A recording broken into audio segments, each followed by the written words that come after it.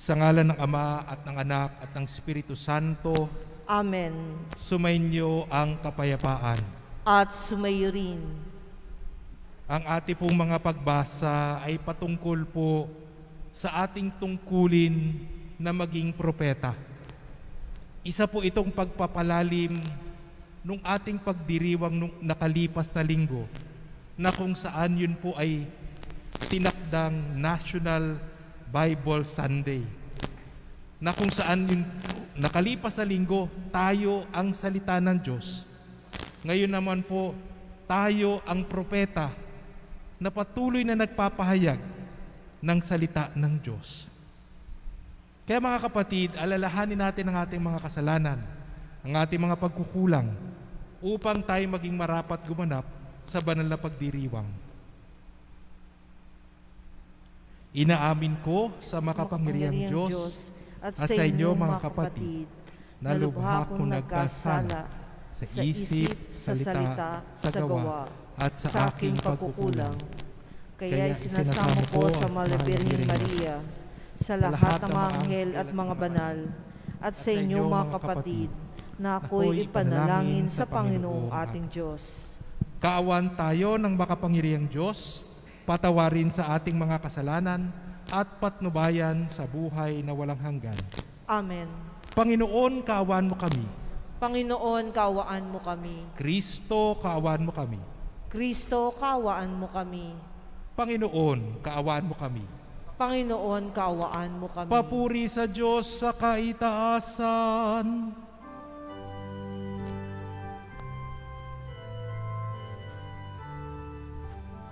Ang libutan,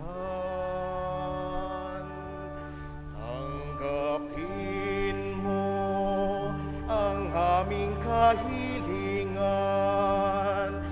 Tanggapin mo ang aming kahilingan. Ikaw na naluluklok sa kanan ng Ama.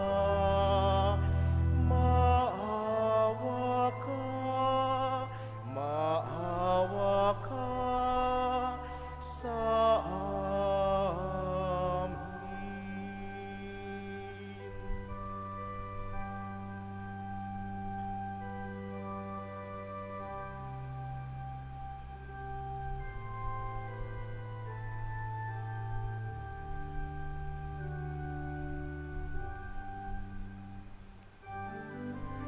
Papuri sa Diyos, papuri sa Diyos, papuri sa Diyos sa kaitaasan,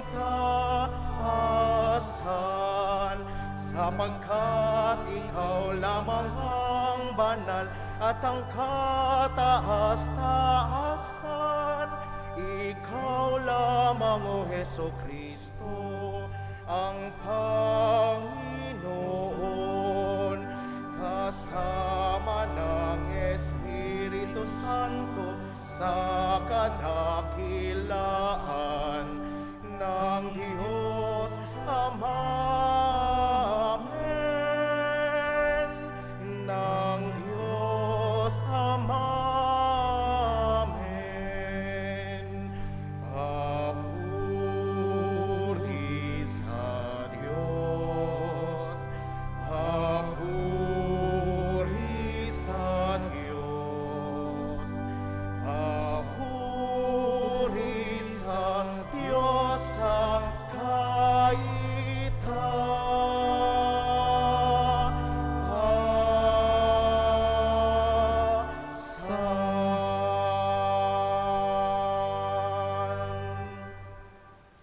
Manalangin tayo.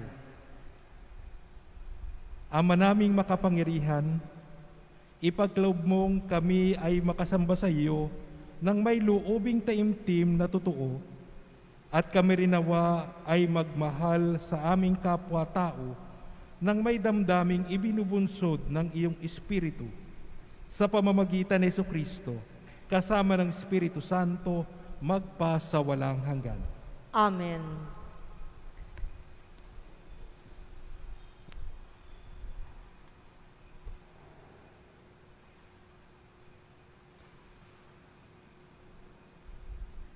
Pagbasa mula sa aklat ng Deuteronomio. Sinabi ni Moises sa mga tao, "Mula sa inyo, pipili ang Panginoon ng propetang tulad ko. Siya ang inyong pakikinggan.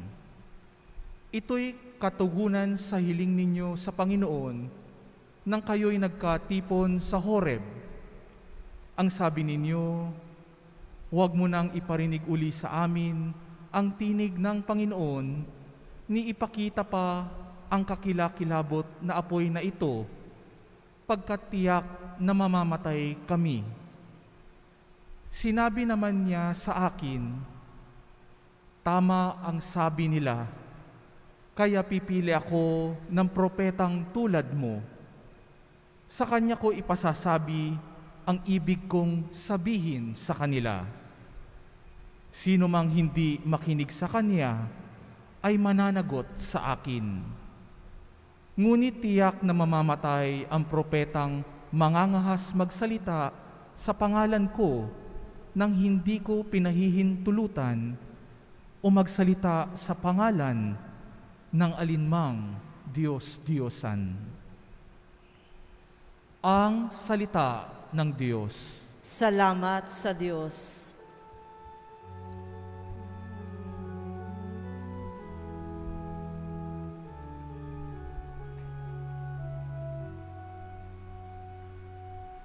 Panginooy inyong dinggin, huwag niyo siyang salungatin. Panginooy inyong dinggin, huwag niyo siyang salungatin. Tayo ay lumapit sa ating Panginoon, siya ay awitan. Ating papurihan ang batong kublihan natit kalakasan. Tayo ay lumapit sa kanyang harapan na may pasasalamat. Siya ay purihin ng mga awiting may tuwa at galak. Panginooy inyong dinggin, huwag niyo siyang salungatin. Tayo ay lumapit sa kanya'y sumamba at magbigay galang. Lumuhod sa harap nitong Panginoong sa ati lumalang. Siya ang ating Diyos, tayo ay kalina niyang mga hirang, mga tupa tayong inaalagaan.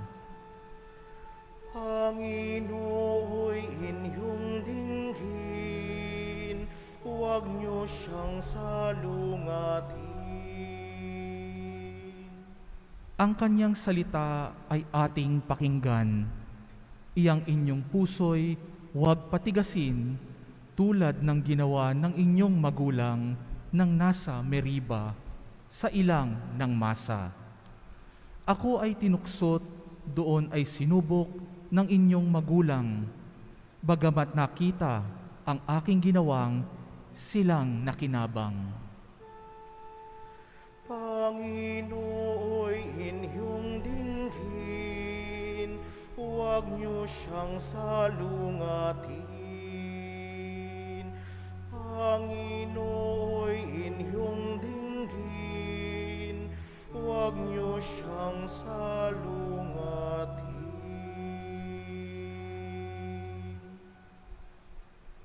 Pagbasa mula sa unang sulat ni Apostol San Pablo sa mga taga-Korinto. Mga kapatid, ibig ko kayong malayo sa mga alalahanin sa buhay. Ang pinagsusumakitan ng lalaking walang asawa ay ang gawain ukol sa Panginoon, sapagkat ibig niyang maging kalugod-lugod sa Panginoon. Ngunit ang pinagsusumakitan ng lalaking may asawa ay ang mga bagay ng sanlibutang ito, sapagkat ibig niyang makapagbigay lugod sa kanyang asawa. Dahil dito'y hati ang kanyang pagmamalasakit. Gayon din naman, ang pinagsisikapan ng dalaga o babaeng walang asawa ay ang mga bagay na ukol sa Panginoon, sapagkat ibig niyang maitalaga ng lubusan ang sarili sa paglilingkod sa Panginoon. Subalit, ang iniintindi ng babaeng may asawa ay ang mga bagay ng sanlibutang ito, sapagkat ibig niyang makapagbigay lugod sa kanyang asawa. Sinasabi ko ito upang tulungan kayo. Hindi ko kayo hinihigpitan. Ang ibig ko'y madala kayo sa maayos na pamumuhay at nang lubusan kayong makapaglingkod sa Panginoon. Ang salita ng Diyos. Salamat sa Diyos.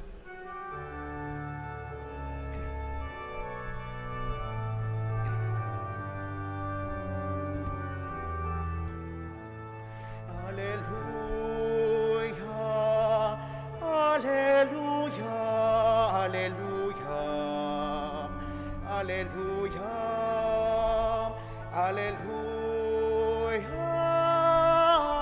alleluia, alleluia, alleluia.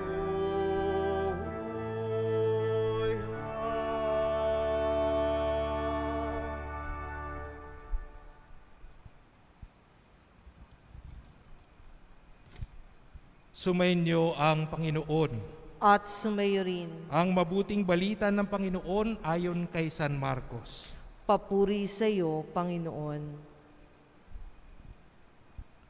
Noong panahong iyon, si Jesus at ang mga alagad ay nagpunta sa Capernaum. Nang sumunod na araw ng pamamahinga, ay pumasok si Jesus sa sinagoga at nagturo. Namangha ang mga tao sapagkat nagturo siya sa kanila na parang isang may kapangyarihan at hindi katulad ng mga eskriba. Bigla namang pumasok sa sinagoga ang isang lalaking inaalihan ng masamang espiritu at sumigaw, "Ano ang pakialam mo sa amin, Jesus na taga Nazaret? Naparito ka ba upang puksain kami? Kilala kita, ikaw ang banal na mula sa Diyos." Ngunit iniutos ni Jesus sa masamang espiritu, "Tumahimik ka, lumabas ka sa kanya." Pinapangisay ng masamang espiritu ang tao at sumisigaw na lumabas. Nang gilalas ang lahat, kaya't sila'y nagtanungan, "Ano ba ito? Bagong aral?" Nauutusan niya pati ang masasamang espiritu at sumusunod naman sa kanya. At mabilis na kumalat sa buong Galilea ang balita tungkol kay Jesus. Mga kapatid, ang mabuting balita ng Panginoon. Pinupuri ka namin, Panginoong Hesukristo.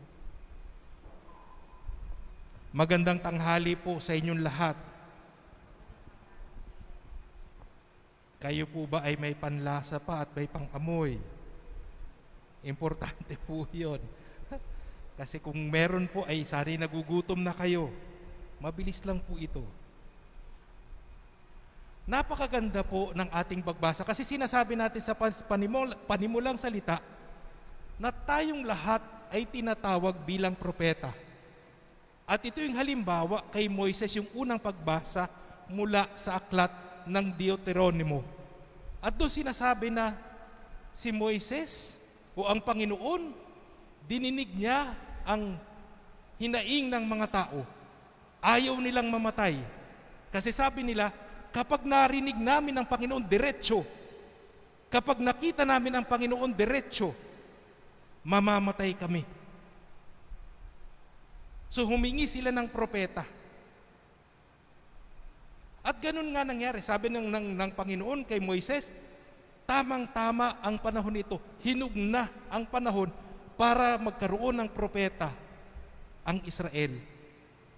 At doon nga ang nangyari, pero meron siyang dalawang kondisyon. Ang hindi makinig sa Panginoon o ang hindi makinig sa propeta. ay mananagot sa Panginoon. So sinasabi doon na dahil ang propeta ay pinadala ng Panginoon at kapag kayo ay hindi kayo nakinig at sumunod sa propeta, mananagot kayo sa Diyos, hindi do sa propeta. Okay, yun yung una. Ang pangalawa, ang propeta ay dapat maging tapat doon sa winika sa kanya ng Panginoon, sa mensahe ng Panginoon sa kanya. Kasi kung hindi magiging tapat ang propeta, mananagot din siya sa Panginoon. Kaya makikita natin, dalawa yung kondisyon na dapat masunod para sa propeta at para doon sa mga nakikinig. Napakaganda kasi parang sinasabi dito na ang makakaabot kung ang propeta ay tapat at ang mga tao ay makikinig, ang makakaabot sa tao sa pamamagitan ng propeta ay ang mensahe ng Diyos. Napakahalaga. Walang halo, walang dagdag, walang kulang. Mensahe ng Diyos. Kaya nga ba, kung titingnan natin yung Ebanghelyo, si Kristo nagpinagwikaan yung masamang espiritu, makikita natin doon na walang dagdag, walang bawas, si Kristo pinaalis yung masamang espiritu. Nangisay yung tao, pero pagkatapos nun, sumigaw, lumabas. So makikita doon, ang tapat na salita ay tunay na makapangyarihan. Ang salita na nagmumula sa Diyos ay tunay na makapangyarihan. Kaya nga ba kahit yung panalangin ni Jesus, yung simpleng panalangin niya na itinuro sa atin, yung the Lord's Prayer, kung yun ay dadasalin natin, napaka makapangyarihan po nun.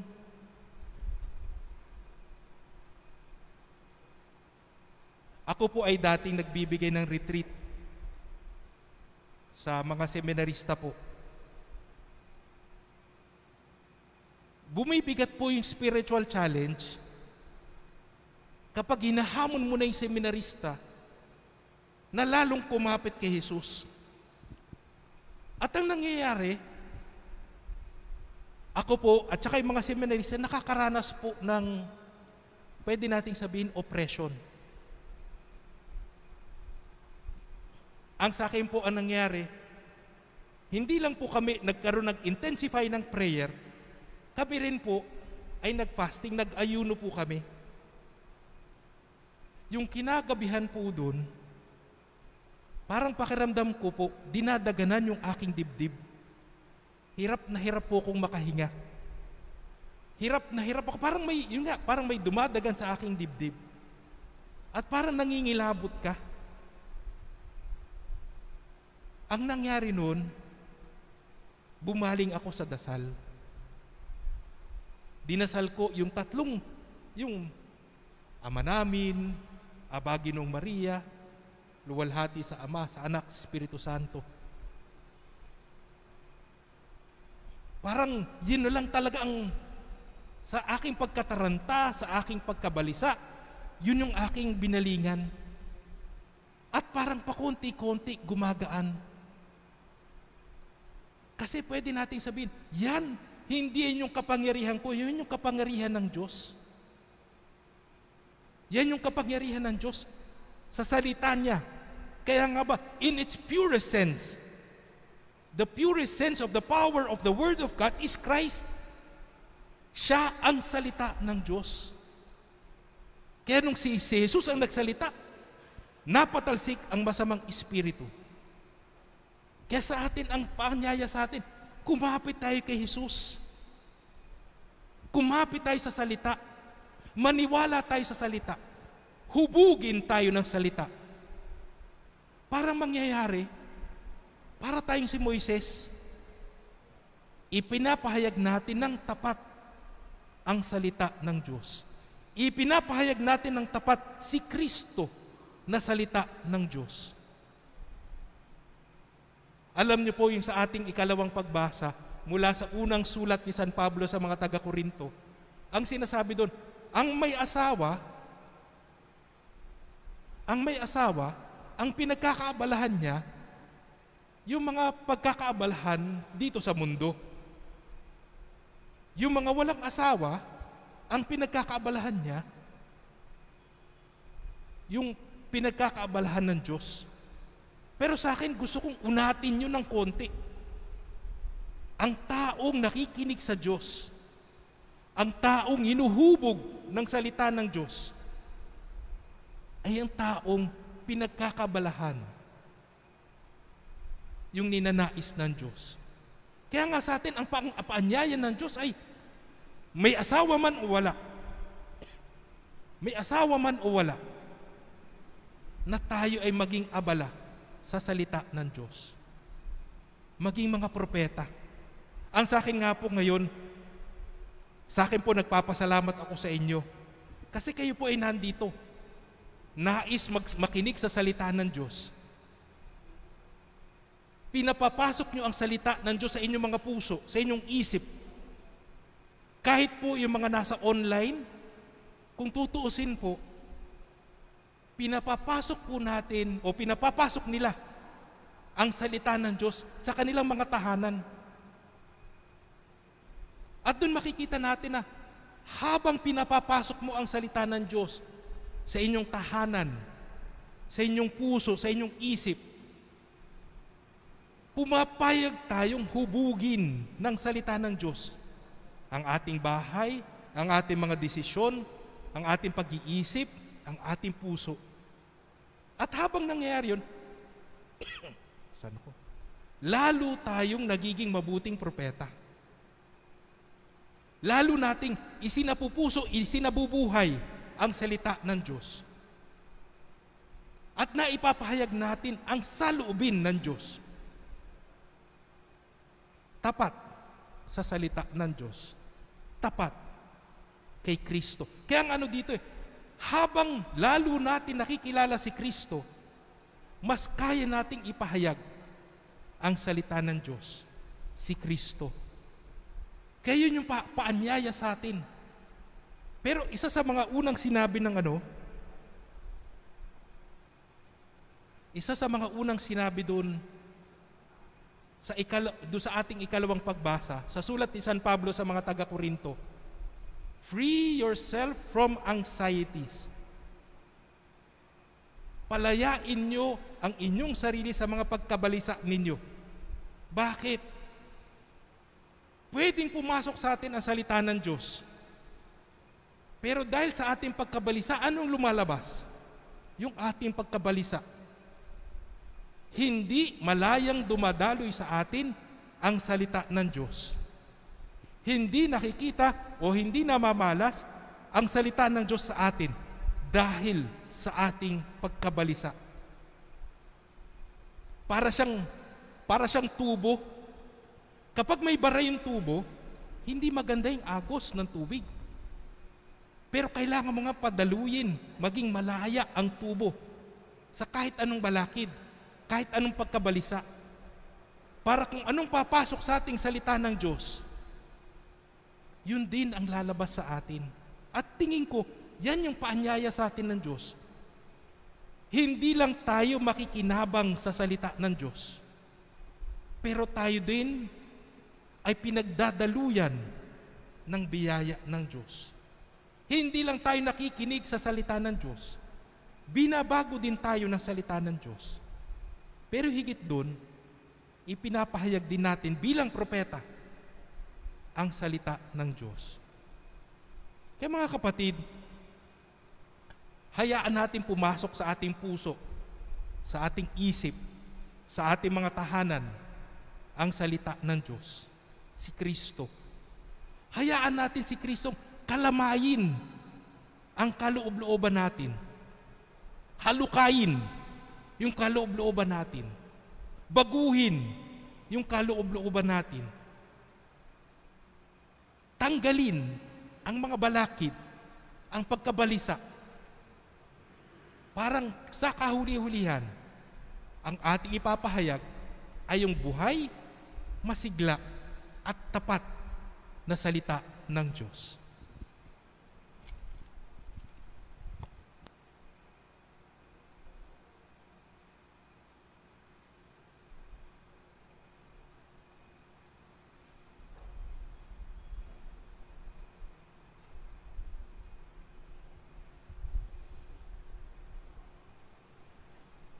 Ipahayag po natin ang ating pananampalataya.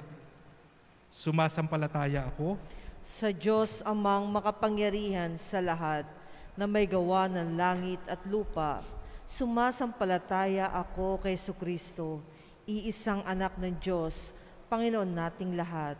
Nagkatawan tao siya lalang ni Espiritu Santo, ipinanganak ng Santa Maria ang Birhen, pinagpakasakit ni Poncio Pilato, ipinako sa krus, namatay, inilibing, nanawag sa kinaroroonan ng mga yumao, na may 3 araw na buhay na mag-uli, umakyat sa langit, naluklok sa kanan ng Diyos amang makapangyarihan sa lahat.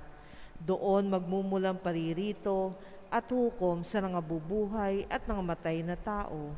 Sumasampalataya naman ako sa Diyos Espiritu Santo, sa banal na simbahang katolika, sa kasamahan ng mga banal, sa kapatawaran ng mga kasalanan, sa pagkabuhay na muli na nangamatay na tao, at sa buhay na walang hanggan. Amen. Dumalangin tayo sa Diyos Ama na bigyan tayo ng panibagong buhay kay Kristo, ang salitang nagkatawang tao, na siyang dumating upang magpagaling, magpatawad, at ialay ang kanyang buhay para sa lahat. Taimtim tayong manalangin. Panginoon, dinggin mo ang aming panalangin. Panginoon, dinggin mo ang aming panalangin. Patuloy nawang manguna ang Santo Papa, mga obispo, mga pari, mga diakono, at mga relihiyoso sa pagpapalaganap ng salita ng Diyos sa pamamagitan ng taimtim na pagbabasa at pagsasabuhay nito. Manalangin tayo. Panginoon, dinggin mo ang aming panalangin.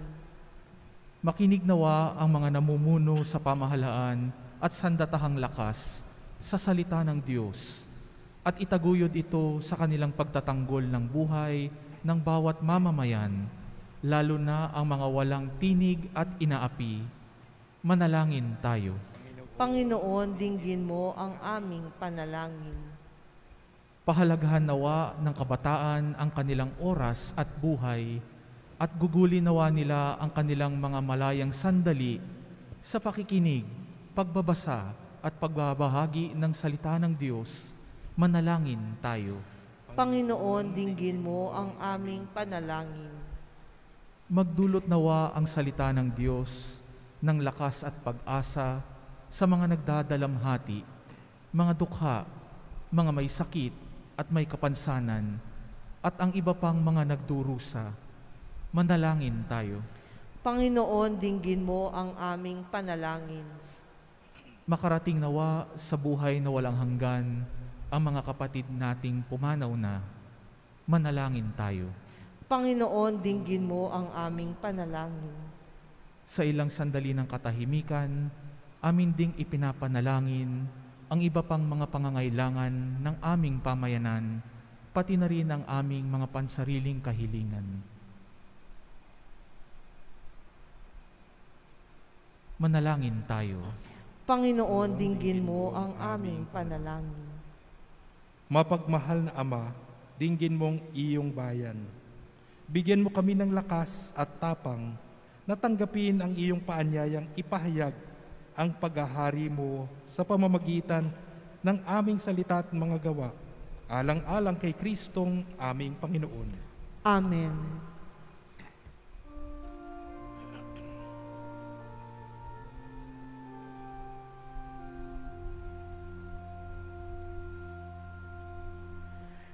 Ngayon'y aming alay, alak at tinapay, handog ng iyong sama-samang nagpupuri sa iyo. Ang kaniyang gawaay karangalan at kamahalan, at ang kaniyang kapurihan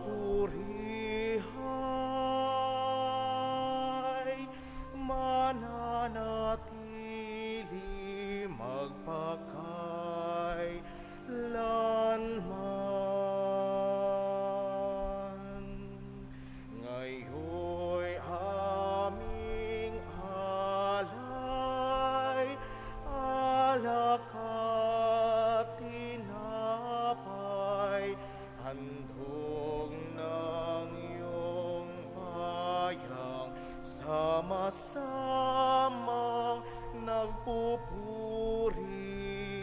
sa iyo.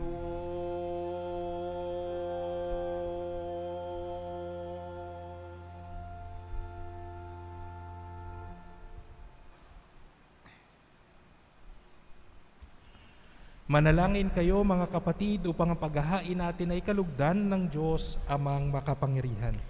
Tanggapin nawa ng Panginoon itong paghahain sa iyong mga kamay, sa kapurihan niya at karangalan, sa ating kapakinabangan at sa buong sambayanan niyang banal.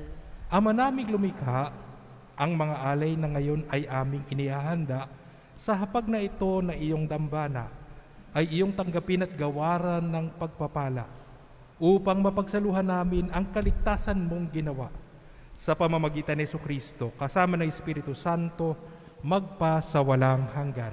Amen. Sumainyo ang Panginoon. At sumayo rin. Itaas sa Diyos ang inyong puso at diwa. Itinaas na namin sa Panginoon. Pasalamatan natin ang Panginoong ating Diyos. Marapat na siya ay pasalamatan. Ama naming makapangyarihan, tunay ngang marapat ikaw ay aming pasalamatan. Ikaw ang lumikha sa tanan. Ikaw ang nagtakdang magkaroon ng araw at gabi. Gayon din ang tag-init at tag-ulan. Ikaw ang humubog sa tao bilang iyong kawangis na mapagkakatiwala ang mga siwa sa daigdig. Ikaw ngayon ay pinaglilingkuran sa pagganap sa pananagutan ng iyong pinagtitiwalaan sa pamamagitan ng anak mong mahal. Kaya kaisa na mga anghel na nagsisiawit ng papuri sa iyo, nang walang humpay sa kalangitan, kami nagbubunyi sa iyong kadakilaan.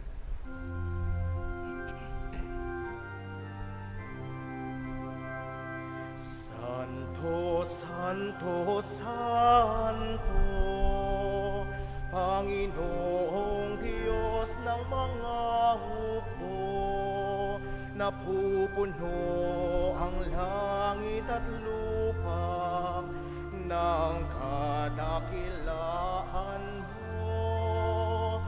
Hosana sa kaitaasan, pinagpalang na paririto sa ngalan ng Panginoon.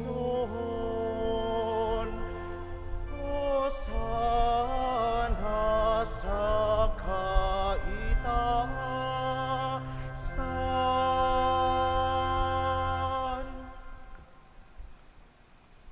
Ama naming banal, ikaw ang bukal ng tanang kabanalan. Kaya't sa pamamagitan ng iyong Espiritu, gawin mong banal ang mga kaloob na ito, upang para sa amin ay maging katawan at dugo ng aming Panginoong Hesukristo. Bago niya pinagtiis ang kusang loob na maging handog, hinawakan niya ang tinapay, pinasalamatan kanya, pinaghati-hati niya iyon, iniabot sa kanyang mga alagad at sinabi, "Tanggapin ninyong lahat ito at kanin. Ito ang aking katawan na ihahandog para sa inyo."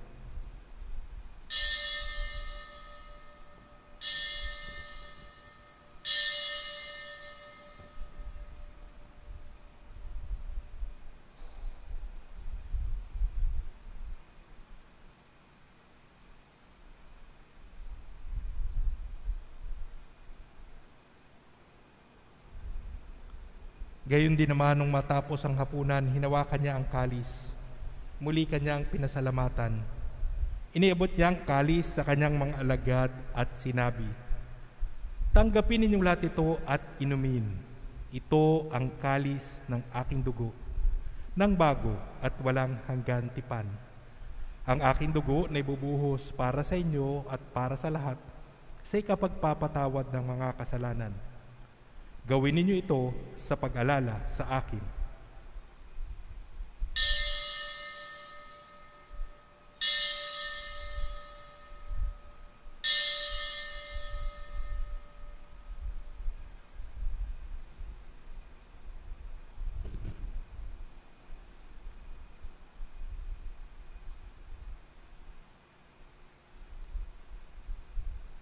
Ipagbunyi natin ang misteryo ng pananampalataya.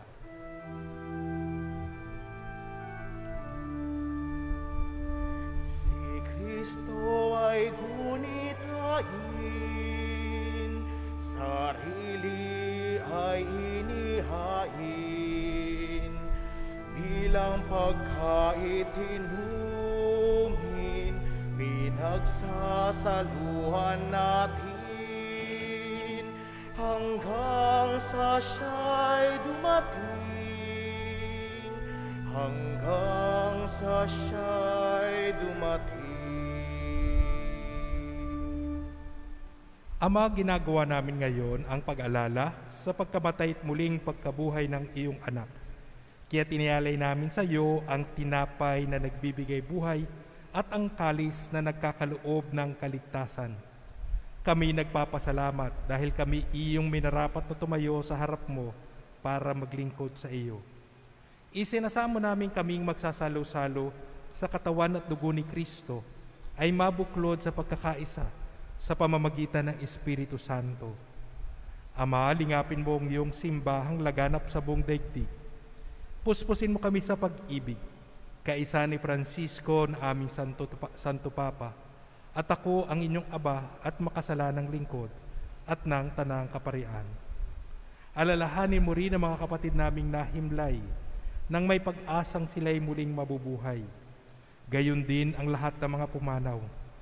Kaawaan mo sila at patuloyin sa iyong kaliwanagan. Kaawaan mo at pagindapatin kaming lahat na makasalo sa iyong buhay na walang wakas. Kaisa ng mahal na Birheng Maria na ina ng Diyos, kaisa ni San Jose na kanyang kabiak, kaisa ng mga apostol at ng lahat ng mga banal na namuhay dito sa daigdig ng kalugod-lugod sa iyo. Maipagdiwang nawa namin ang pagpupuri sa ikararangal mo sa pamamagitan ng iyong anak na aming Panginoong Hesu Kristo. Sa pamamagitan ni Kristo, kasama niya at sa Kanya, ang lahat ng parangal at papuri ay sa iyo, Diyos Amang makapangyarihan, kasama ng Espiritu Santo, magpasawalang hanggan. Amen, amen, amen.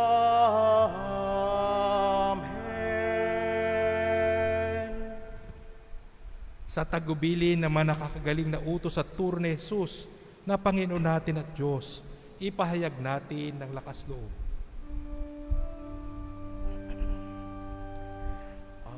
Ama namin, sumasalangit ka, sambahin ang ngalan mo,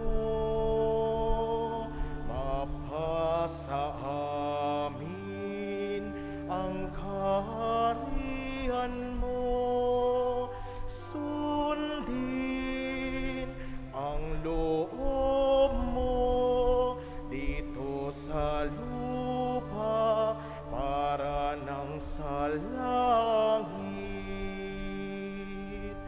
Bigyan mo kami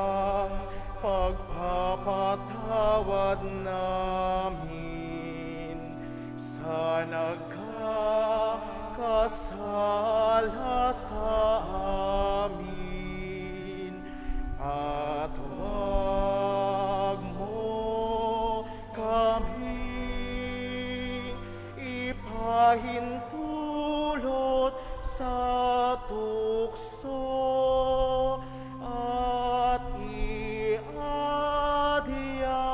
mo kami sa lahat ng masama.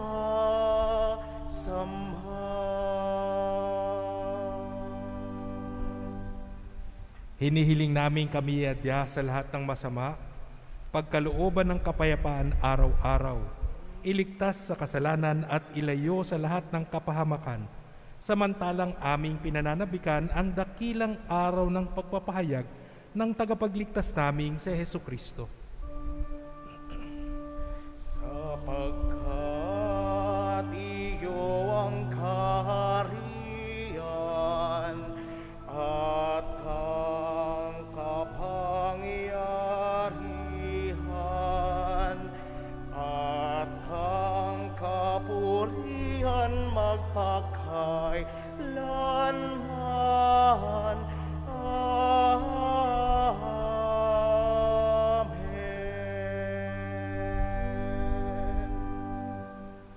Panginoong Hesukristo, sinabi mo sa iyong mga apostol, kapayapaan ang iniiwan ko sa inyo. Ang aking kapayapaan ang ibinibigay ko sa inyo. Tunghayan mo ang aming pananampalataya at huwag ang aming pagkakasala. Pagkalooban mo kami ng kapayapaan at pagkakaisa ayon sa iyong kalooban, kasama ng Espiritu Santo, magpa sa walang hanggan. Amen. Ang kapayapaan ng Panginoon ay laging sumainyo. At sumayo rin. Magbigayan tayo ng kapayapaan sa isa't isa.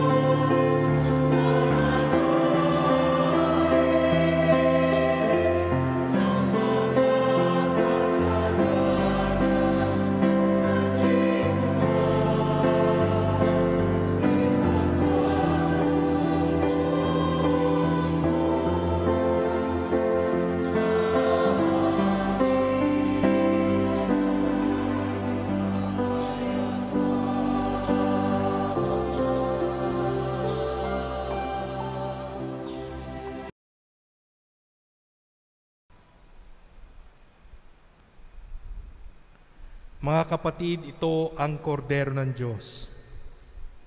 Ito si Jesus na nag-aalis ng mga kasalanan ng sanlibutan. Mapalad tayong inaanyayahan sa kanyang piging. Panginoon, hindi ako karapat-dapat na magpatuloy sa iyo, ngunit sa isang salita mo lamang ay gagaling na ako.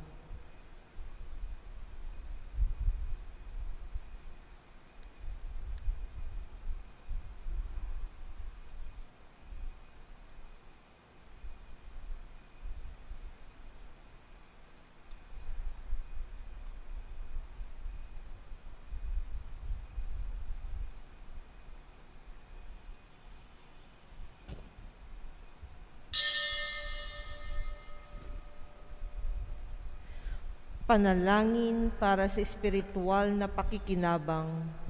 Panginoong Jesus, ako ay naniniwala na ikaw ay nasa kabanal-banalang sakramento. Iniibig kita ng higit sa lahat at ninanasa kong tanggapin ka sa aking kaluluwa. Sapagkat sa mga sandaling ito, hindi kita matatanggap sa sakramento, tumuloy ka sa espiritu ng aking puso. Niyayakap kita na para bagang naririto ka na at inaalay ko ng buong buo ang aking sarili sa iyo. Huwag mong hayaang mawalay ako sa iyo. Amen.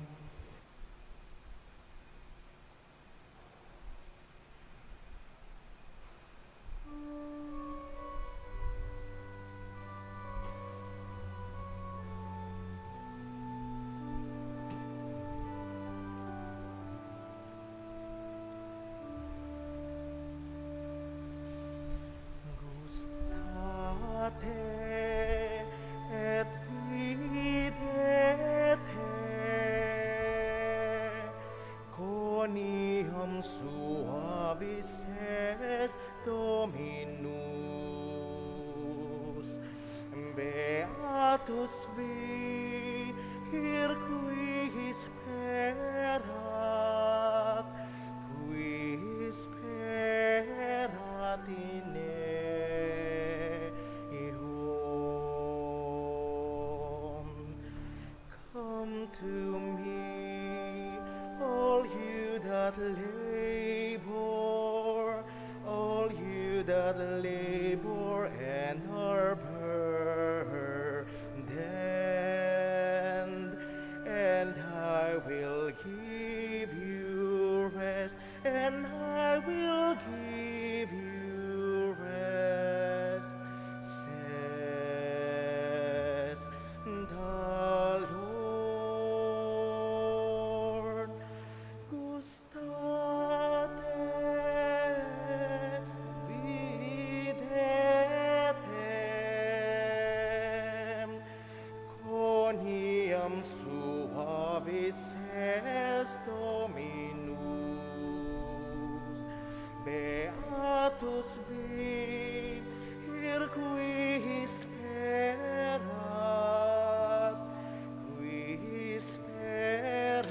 in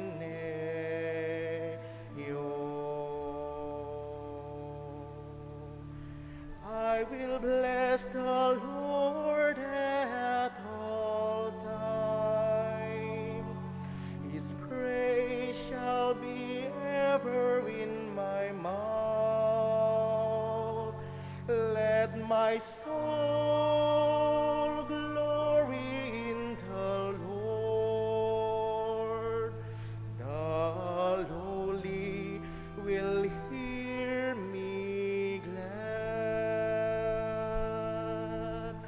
Gustate et videte coniam suavis est Dominus. Beatus vir qui sperat in eum.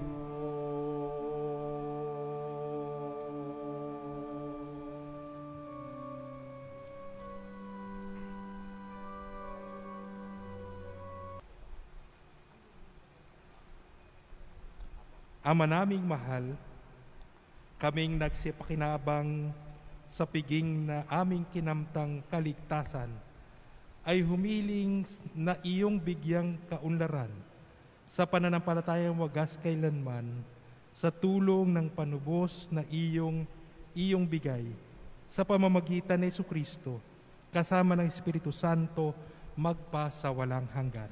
Amen. Please all kneel. Saint Michael, the Archangel, defend us in battle. Be our protection against the wickedness and snares of the devil. May God rebuke him, we humbly pray. And do thou, O Prince of the heavenly host, by the power of God, cast into hell Satan and all the evil spirits who prowl about the world, seeking the ruin of souls. Amen. Most Sacred Heart of Jesus, have mercy on us. Magsiupo muna po tayo para sa ilang announcements.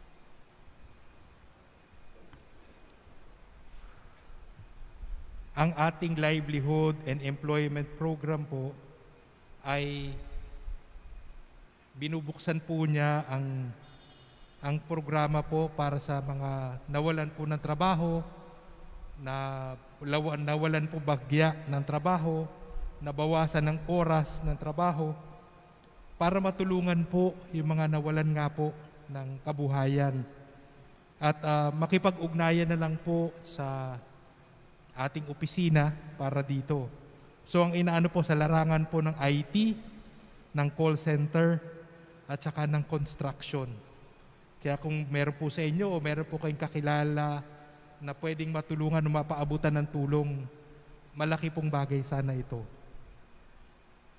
Sa piyesta po ng the presentation of our Lord sa February 2, magkakaroon po ng pagbabasbas ng kandila. Mangyari lamang po na lagyan ninyo ng inyong mga pangalan upang hindi po magkalituhan at magkapalit-palitan. Ikatlo po, bilang paghahanda sa darating na Ash Wednesday sa February 17, hiniling po namin na dalhin ninyo sa simbahan ang mga lumang palaspas, yung nagamit po last year o kahit yung mga nakalipas pa pong taon. Kasi ito po yung sinusunog natin at ginagawang abo.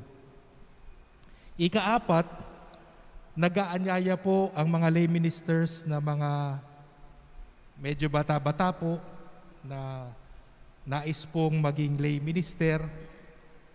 May edad po 25 hanggang 50. Marami po tayong mga lay ministers na kasama po sa mga seniors na hindi po makapaglingkod na ngayon.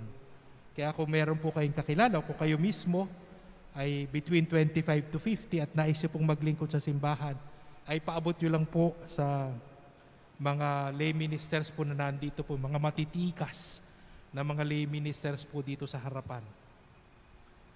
Kahit po yung mga lectors and commentators ay nangangailangan din po ng mga volunteers. Meron po sila diyang registration form at saka mga recruitment form. I-fill up nyo lang po at kayo na lang po ang kukontakin. Huling-huli po sa lahat, yung Columbari po ay meron na lang po 228 units na pwede po nating gamitin para sa mga minamahal nating pumanaw.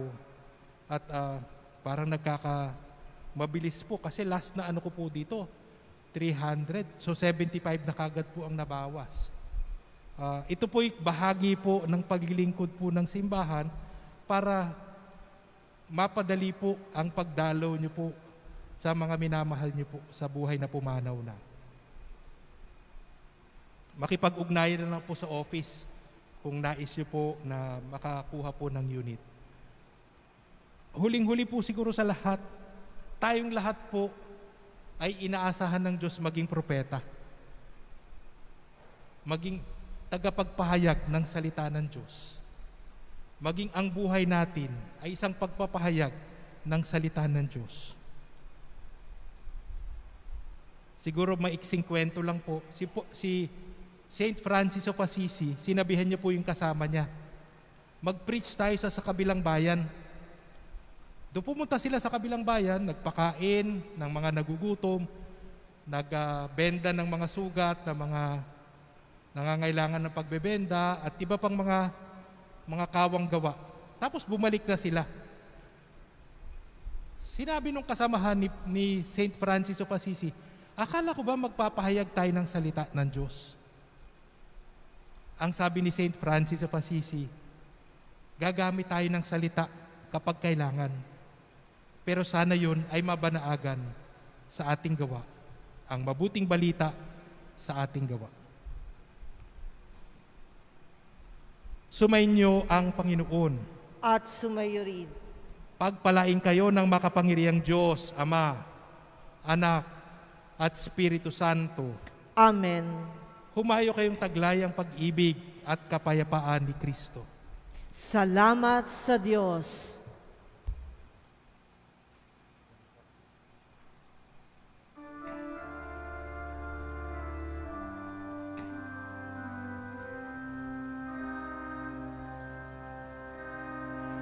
Ang Panginoon ay aking pastor. pastol, hindi ako mangangailangan ng ano pamang bagay.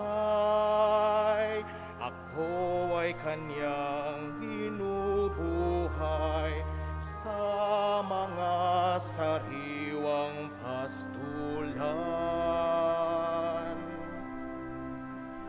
Kung ako ay maglalakbay sa gitna man ng dilim, pintig ng aking puso'y kanyang daramahin,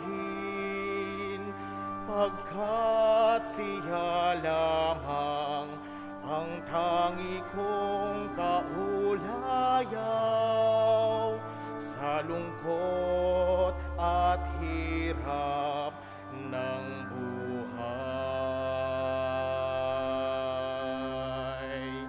Sa lungkot at hirap